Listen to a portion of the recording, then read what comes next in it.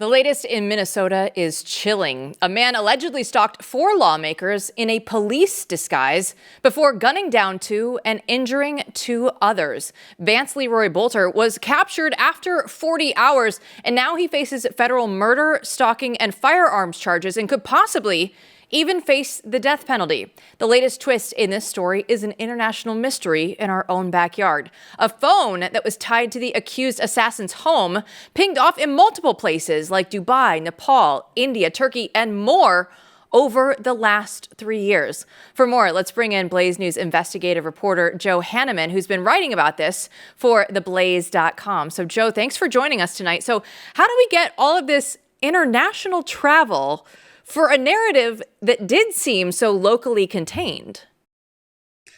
Well, it raises a lot of interesting questions. We're assuming, of course, this is probably his phone, considering how they use the geofencing to identify it. But we do know that his work history did include some travel, but and he did write about traveling to some places, but certainly not all of them that were on this list.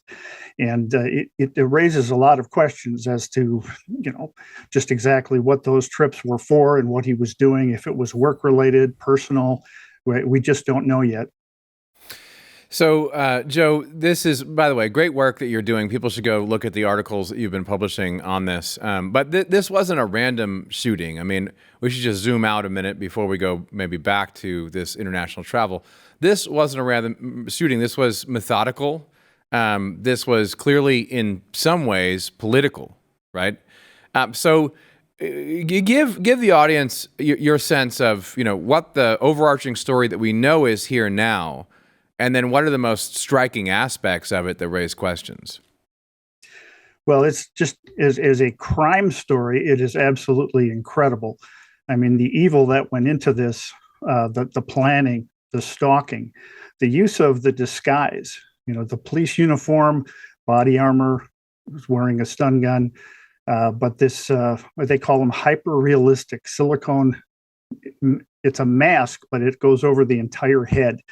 And these things are amazingly realistic. And in his case, he looked like something out of a horror movie. And, you can imagine him showing up at your door and pounding on it and saying it's the police. And then as the one state senator did open the door to him, and then they realized that this is not a police officer, and that the terror that they must have felt when he pulled a weapon and started shooting them. So, I mean, from that standpoint, the meticulous planning that went into this, clearly a lot of forethought. He had a hit list that was in his fake police car. Most of the names on that list, if not all of them, were Democrats. Now in Minnesota, there's a strong Democrat presence in government. So we don't know, based on his writings or anything he's said to friends that has become public, if that is motivation. But he clearly targeted on that night 4 legislators.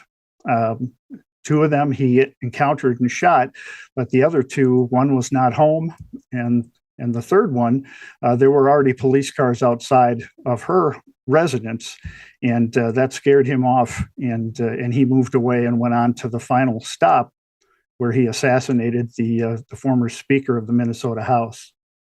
So you've been writing so in depth on this. So what do we know about this man, this Vance Luther Boelter? What do we know about him? Well, he's got 5 children. He's married. He had roughly 30-year career in the food industry, working for companies like Golden Plump Chicken, and that his food industry experience led him to want to open up some kind of a venture in the Democratic Republic of Congo to help that country grow more of its own food. So we know he traveled back and forth to Congo as a result of that experience.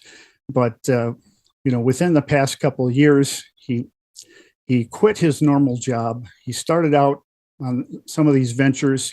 He owned a security company that I don't think was actually even operating, but he had the police vehicles. He obviously had all of the equipment. that he ended up using when he went on his shooting rampage. But between the Congo business, Red Lion Group, and his Praetorian Guard security services, both of those appeared to be, say, almost fronts.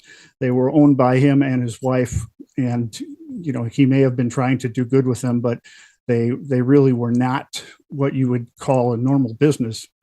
So I believe that he was having financial troubles, perhaps as a result of all of his travel, which must have been expensive, and he was not working full time. So,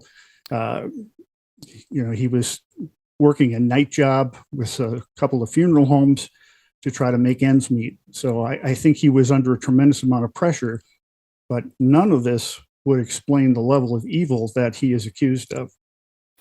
Joe, what's bizarre about this is, like, where's the through line? I mean, it feels as if we're missing a good piece here. But when you look at, you talk about putting together some couple of odd jobs. I mean, this guy's all over the place.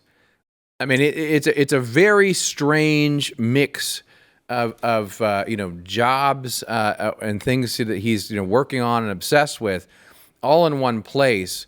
And yet he's not obviously completely out to lunch. I mean, he's functional, right? As a human being, he's doing a lot of different things at a fairly decent level. So what are some speculation that's going on about town about who this person was?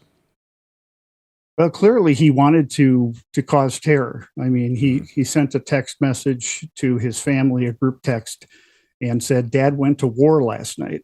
So he used the term war. So clearly he was engaging in warfare.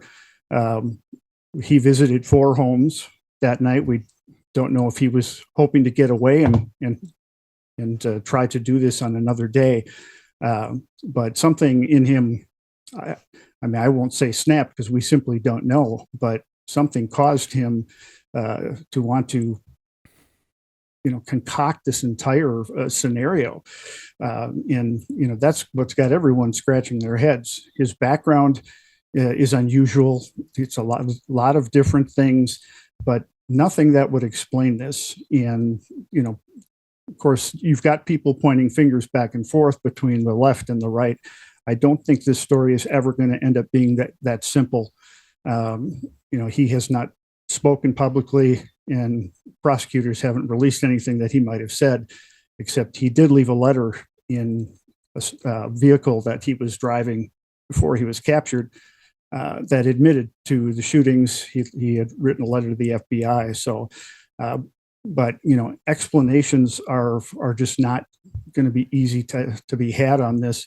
There's just something inside this guy that caused him to do this. But his background, he comes from a good family. He grew up in Minnesota, southern Minnesota. His father was a legendary high school baseball coach. His brother played for the Minnesota Twins and was another Hall of Fame high school baseball coach. It seemed like a very good family. So, there's no obvious stuff. He doesn't have a track record of showing up at abortion clinics and railing against people or writing screeds to the local newspaper.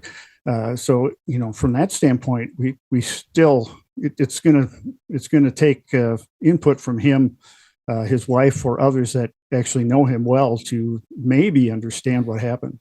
One thing I'm curious about in the time we have left is the media narrative around it, because that has been fascinating to me from the beginning. It seems as if, correct me if I'm wrong, because I'm very well maybe, but it seems as if the initial claiming of he's right, he's left has sort of died down. That you don't have people on the left, for instance, being quite as loud as this guy was, MAGA and proud, and he's on you guys. As the story comes out and just becomes confusing. Is that right or too simplistic? Well, no, I think that's accurate. We did see finger pointing. We saw some very early blame that was tossed out there on outlets like MSNBC that immediately tried to hang it around President Trump's neck. And that there's absolutely no evidence of that. This man was appointed to workforce development boards in Minnesota by 2 Minnesota governors. So he clearly had connections in the Democrat Party. Now, his longtime friend that he grew up with, David Carlson, said that he was a Trump supporter and a Trump voter. But other than his word, there's no evidence that would back that up. So on either side, it's just not clear. The Minnesota governor has said some things that were quite hypocritical about, rhetoric and toning it down, 10 days after he was on behind a microphone saying, we got to bully President Trump. We got to get in his face and bully him harder. Well, that's incitement. So, it's not and I just don't think there's going to be a simple answer like that, they'll find some other writings where he says he's inspired by this or that. I think it's going to require a much more in-depth study of this guy. Yeah, and the wife is out there, and she had weapons and passports and cash with her. So this story is clearly not done unfolding. Joe Hanneman, thanks so much for all the time here today.